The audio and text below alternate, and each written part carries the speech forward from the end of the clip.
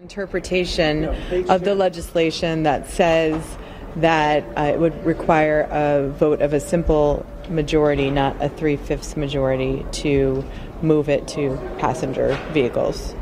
Well, I think that the passenger vehicles are, again, not at all contemplated in this. Our proposal is just this only. We believe this is something that has broad-based public support based upon the vote for what Governor Lamont had proposed in 2018.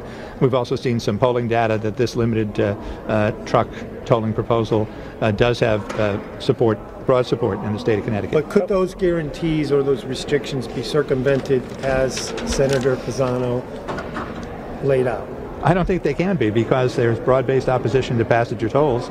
I see that continuing, and we're going to be dealing with this plan only. But there is a loophole in there that would allow, during a quote-unquote emergency, if the governor declared an emergency, and a 2/3 vote of the assembly, to change the bonding setup and the flow.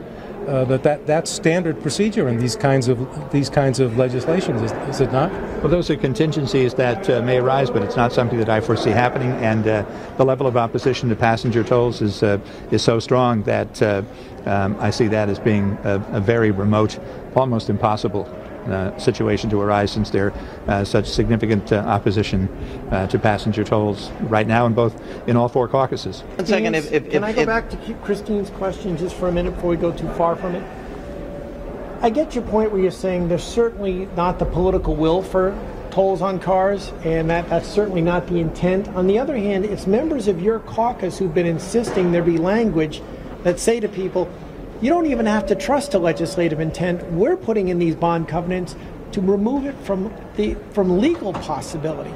It looks like it's not removed from legal possibility. Isn't that fair? I think we're going as far as we can under the rules under which we operate. But the fact that members want to go even further indicate, again, the virtual impossibility of moving toward passenger car tolls.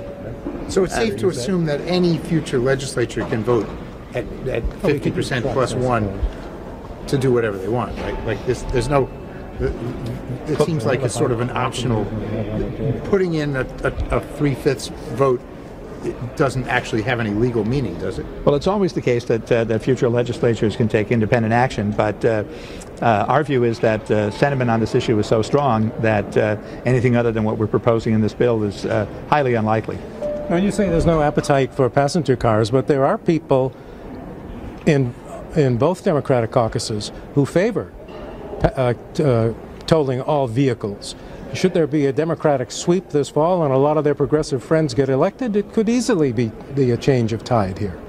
I don't see easily at all. No, I think that the passenger car tolls were so significantly far from having a majority that would be highly speculative at best.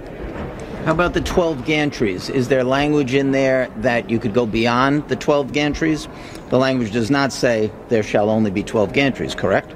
Do you have any fears that there could be more than 12 gantries based on how it's written? No, based on my understanding from the administration and DOT, that there is no plan to go beyond these 12 identified sites. Yeah, I'm not sure I saw anything about the bus. But excuse me, Mark, can I follow up on that? Yeah. But the legislation, does that? I tell the truth, I didn't look at. I reread the bill today, but I'm not clear whether it says just limited to those 12 projects or including, but not limited to. That's. I think we're trying to get the question at. Is there room to add additional truck tolls? The intent at this point is just the 12. I understand that's the intent, but is the effect of the legislation, would that allow additional tolling locations to be added? I don't believe so. I think you would have to have entirely new, separate legislation to do anything beyond what we're contemplating here.